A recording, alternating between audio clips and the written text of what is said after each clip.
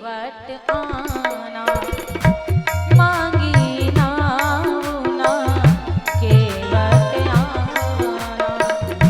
मांगी नाव केवट आना, मांगी नाव केवट आना। मांगी नाव ना केवट आना, हे मांगी नाव केवट आना। मांगी ना मांगी ना मांगी नाव ना केवट आना। कहने कुमार मरम में जाना, आए कुमार मरम में जाना।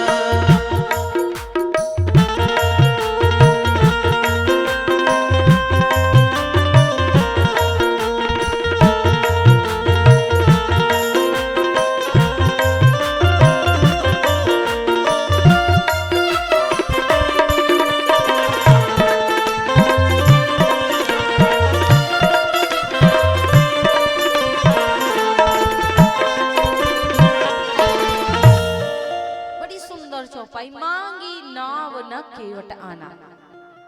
ना यहाँ पर दो जगहों पे काम करता है कि मांगी नाव न केवट आना, दो जगहों पे ना काम कर रहा है। और मांगी नाव न केवट आना, इसमें से दो अर्थ निकले। एक तो भगवान ने नाव नहीं मांगी और केवट आ गया, और एक अर्थ निकल रहा है मांगी नाव न केवट आना। तो दो जगहों पे कोई कोई ऐसा नहीं व्यक्ति होता है कि एक शब्द से दो जगहों पे काम कर देता है। एक ऐसे ही पुजारी बाबा आए गांव में, ज्योतिषी जी। तो ज्योतिषी जी जब आए तो उन्होंने कहा रेखा दिखा लो, रेखा दिखा लो। तो माताओं की थोड़ा, माताएं हमारी बड़ी भोली भाली होती हैं। माताएं तुरंत वहां पे आई कि महाराज जी हमारी रेखा देख लो, हमारी रेखा देख लो। कोई कहता हमारी रेखा देख लो। तो क्या कहते हैं कि एक सेठाइन थी वहां पे, तो वो दौड़ कर आई, बोली संत जी हमारी रेखा देखो, हमारे कोई पुत्र भी नहीं है, कोई पुत्री भी नहीं है। तो सेठाइन के हाथ को पकड़कर बाबा जी ने रेखा को देखा।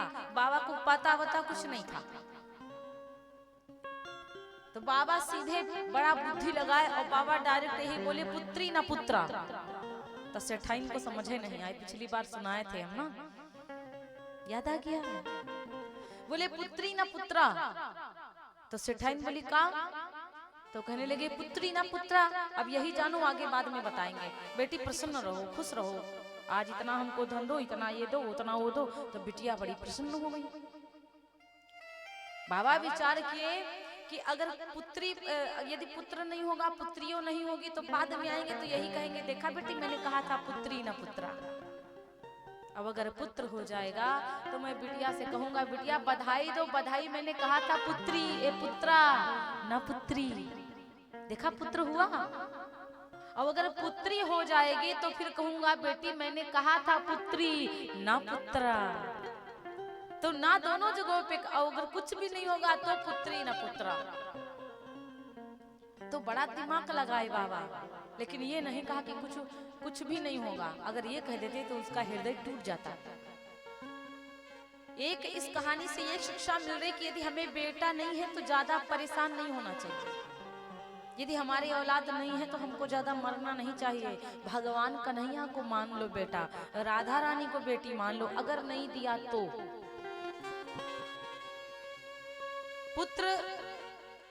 पुत्र दुख तीन होते हैं,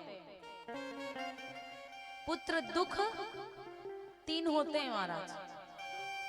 और तीनों में सबसे लास्ट वाला जो दुख है वो सबसे भारी दुख होता है। अगर पुत्र नहीं हुआ तो कुछ दिनों के बाद हम भूल जाते हैं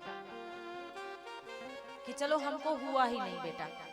एक दुख ये होता है, यदि नहीं हुआ तो थोड़ा बहुत पहले शुरुआत में चिंता लगी रहती है, जब बुढ़ापा आ जाता तो चिंता खत्म हो जाती है।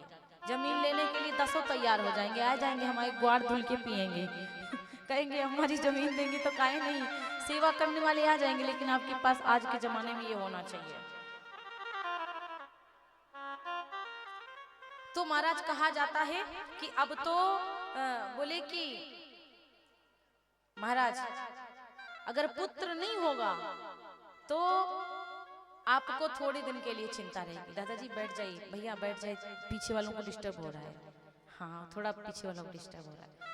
बोले व्यास भगवान की जय। हाथ उठाओ सीधे दोनों लोग, सबको हाथ उठा के फोटो खिंचाया करो। बोले व्यास भगवान की। तो महाराज कहा जाता है कि अब क्या बोलते हैं, ये पहला दुख है कि हमारे बेटा नहीं हुआ, कुछ दिनों तक होता है बस। और दूसरा दुख क्या है, पुत्र दुख। अगर बच्चा हो भी गया कुछ दिनों बाद मर गया, जैसे किसी किसी के जन्म लेता है समाप्त खत्म, तो कुछ दिन तक चिंता रहती है, फिर भूल जाते हैं लोग, चलो आया था चला गया, भूल जाते हैं लोग, क्या चिंता है। और ये दूसरा दुख हो गया। और ये तीसरा पुत्र दुख क्या है, तीसरा पुत्र दुख ये है कि पुत्र भी हुआ, बड़ा भी हो गया, लेकिन निकल गया महादुष्ट, तो जिंदगी भर खाता है। ये पुत्र दुख लास्ट वाला बहुत बेकार होता है। अगर पुत्र मिल भी गया, जिंदा भी है, तो जिंदगी भर शैतानी किया, दुष्टता किया, बाप की को बात नहीं मान रहा है। तो ये पुत्र होने से बाप यही कहेगा ऐसा होता चाहे नहीं होता, हम ठीक थे, है ना महाराज। और दूसरा, अगर पुत्र की पत्नी अच्छी है, सॉरी हाँ, पुत्र की पत्नी यदि अच्छी है तब तो चलो ठीक है, कट जाएगा कि चलो लड़का ठीक नहीं तो बहुरिया अच्छी मिली। और अगर बहुरियो टैया मिल गई, और अगर पुत्रों खराब है तो पिता की जिंदगी और माँ तक जिंदगी नरक है, समझो महाराज।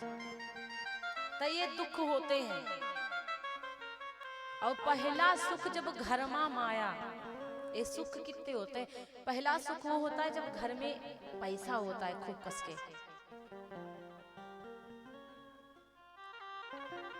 और दूसरा सुख जब सुंदर काया, जो सुंदरता होती है ये भी एक सुख है महाराज। काला कलूटा बिल्कुल पूतना की जैसे बन जाओ तो यही होगा, हाय दादा हम इनके बीच जाएंगे तो सब हंसी हैं, ये भी तो होता है ना। तो दूसरा सुख है सुंदर काया, और तीसरा सुख है पुत्र हो आज्ञाकारी, समझ गए ना। और चौथा वाला सुंदर नारी, चौथा सुख हो सुंदर नारी, है ना। और तीसरा सुख पुत्र आज्ञाकारी, ये भी सुख है, लेकिन ये भी केवल यहीं तक के रह जाएंगे। ये सुख जो चार है ना, पहला सुख सुंदर काया, सुंदर काया है तभी सुख है, और घर में माया है तब वो सुख है। पुत्र आज्ञाकारी है तो सबसे ज्यादा सुख है, और पत्नी सुंदर है तो सबसे ज्यादा सुख है, कि कोई कुछ नहीं कहने वाला, भगवान ने सब कुछ हमको दे दिया। लेकिन महाराज ये सुख यहीं तक के हैं, अगर भगवान का भजन नहीं है तो वहां कहा जाएगा, ना ही सुंदर काया जाएगी, ना सुंदर माया, ना पुत्र आज्ञाकारी, और ना ही तो सुंदर नारी, ऊपर कुछ नहीं जाएगा। तो आप लोग ना नाम जप करो, नाम जप करके भगवान को समर्पित कर दो। भगवान जी आज 10,000 नाम लिया है आपको समर्पित, वो हमारा अकाउंट भर रहा है, वो हम अकाउंट में अपना धन भर रहे हैं। ये नाम जाप करिए महाराज। तो इसलिए कहा जाता है, अब तो जब नाव मांगे तो केवट पहले तो नहीं आया, भक्त पहले भक्त बनो, फिर भगवान को चाहे कितना नखरा दिखा लो काम चल जाएगा। और भक्त हो नहीं फिर भी भगवान को नखरा दिखा रहे हो, तब भी भगवान को गाली दे रहे हो। अरे भगवान जी आपसे कहा था ना कि मेरी वो जमीन मेरे नाम हो जाए, आपने करवाया नहीं। भगवान मैंने आपसे कहा था मैया उठा के फूल ऐसे मैयन के मुंह पे मार दे, हम तब मैया ऐसे करेंगे। 1000 बार बताते कि फूल चढ़ाया करो। दादाजी आप लोग को हम कहते नहीं है कुछ, इनको कह देते हैं। तो माता ही सोच रही दादा लोगन दीदी कभी कुछ नहीं कहती हैं, अब माताओं को कहती हैं। तो सबसे बड़ी गलती आप लोगन की है, कि हमारी अम्मा नहीं गलत होती हैं, दादो बड़े गलत होते हैं। बूढ़े बुजुर्ग दादा लोग भी आते हैं, वो भी फूल ऐसे भगवान के मुंह पे मार देते हैं। तब मैया लोग भी मार रही हैं, तो सबसे पहले तो आप लोग इनको बुद्धि सिखाया करें, वरना मैया लोग कहेंगे बिटिया होकर एक महिला होकर महिला की बेइज्जती करती रहती है। हमारी मैया बड़ी प्यारी, हम आपकी कभी नहीं करेंगे। नजर उतार ले, बोले व्यास भगवान की। तो महाराज इसीलिए कहा जाता है कि अब तो भगवान राम उंगली के इशारे से बुला रहे, केवट यहाँ आ जाओ। तो केवट ने सीधे मना कर दिया, केवट ने सीधे मना कर दिया। चरण कमल रज कह सब कही, कि सब लोग कहते कि आपके चरण कमलों की जो रज है ना, मानस करण भूरि कछु अहि, तुम्हारे चरणों की से जो धूर है वो मनुष्य बना देती है, मैंने सुना है। इसलिए महाराज हम आपके पास नहीं आएंगे। और भगवान राम ने कहा भैया नाव में बिठा लो, हमें पार करवा दो। केवट ने सीधे मना कर दिया, गलतियों से नहीं मना बिठाऊंगा नाव में। तो लक्ष्मण जी कहते इधर तो आइयो। अच्छा केवट आया तो केवट से कहा अरे केवट थोड़ी देर की बात है, बिठा करके पार करवा दो नदी। केवट ने कहा गलतियों से नहीं बिठाऊंगा। तो राम जी ने कहा काहे के लिए नहीं बिठाओगे? तो केवट नहीं जानते क्या कहा, मैं आपके चरणों का चमत्कार जानता हूं, आपका मर्म जानता हूं। क्योंकि केवट ने कहा कही तुम्हार मर्म मैं जाना। राम जी ने कहा लक्ष्मण जी ने कहा कि मर्म हमारी महतारी नहीं जान पाई, जो बारी बारी से गोद खिलाती थी भैया को, और तुम दुई कौड़ी के केवट कैसे मर्म जान गए बताओ? दशरथ मर्म जान जो पौते तो काहे बन राम पठोते। अगर मर्म हमारे पिता जान गए होते भैया का तो वनवास नहीं भेजते। यही कहते भैया राम जाओ आराम से, जब रावण की मृत्यु धीरे धीरे पास आएगी तब ही जाना अपना लेकर के सब युद्ध करना, जा करके अपने हथियारों को ले जाना। भगवान तो हथियारों नहीं ले गए, कोई केवल तरकस है वही सबसे मेन हथियार, वही धनुष मेन हथियार। साथ में तो कोई महलों से मंत्री भी नहीं लेकर गए। तो इसलिए यदि दशरथ मर्म जान पाते तो काहे के लिए राम को वन भेजते? और मर्म यदि महतारी जान पाती तो ये नहीं, भैया को जो बुद्धि बता रही थी वो नहीं बताता।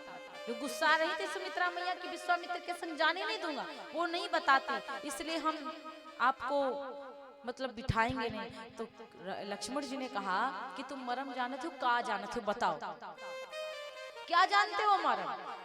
तो केवट बेचारा घबराया। लक्ष्मण थोड़ा ज्यादा तेज है ना। लक्ष्मण जी ने जब कहा बताओ क्या मर्म जानते हो, तो केवट ने कहा मर्म क्या जानता हूँ, मैं यही जानता हूँ कि तुम रात्रि भर बतिया रहे थे, अपने पिता की बुराई कर रहे थे। लक्ष्मण जी भैया राम की तरफ देखे और राम जी लक्ष्मण का रे बुराई कर रहे थे पिताजी की। लक्ष्मण जी कहते नहीं भैया ये झूठ बोलता है।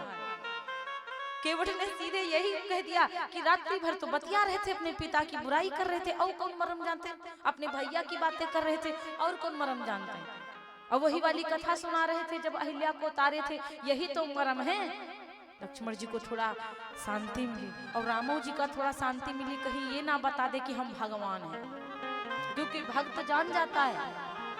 तो केवट ने एक ही बात कहा कि छुअत सिला भई नारी सुहाई, छुअत सिला भई नारी सुहाई, आहम तेना काठ कठिना, पाहन तेना काठ कठिना, तरनी व मुनि धरनी होई जाई, तरनी व मुनि धरनी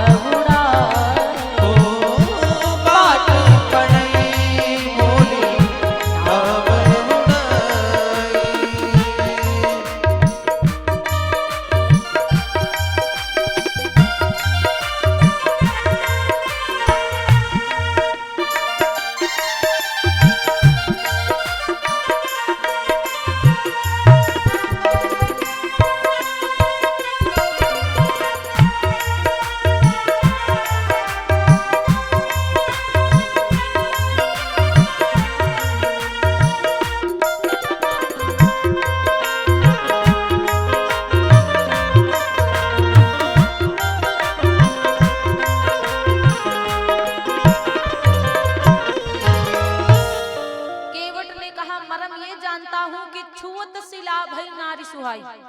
आपके भैया के चरणों में जादू है, जैसे शिला में इनके चरण की धूल लगी तो नारी बन गई। और महाराज एक बात तो बताऊं, राम जी से जानते हो क्या बोला केवट? बात ये बताया, केवट ने कहा महाराज तरन्यु मुनि घरनी हो जाए। अरे वो तो मुनि की पत्नी थी, गौतम ऋषि की नारी, उसको तो तुमने नारी बनाकर तार दिया, लेकिन ये नाव को तारोगे तो कहाँ जाएगी? ये तो हमा मेहरारू बन के हमरे घर न जाएगी।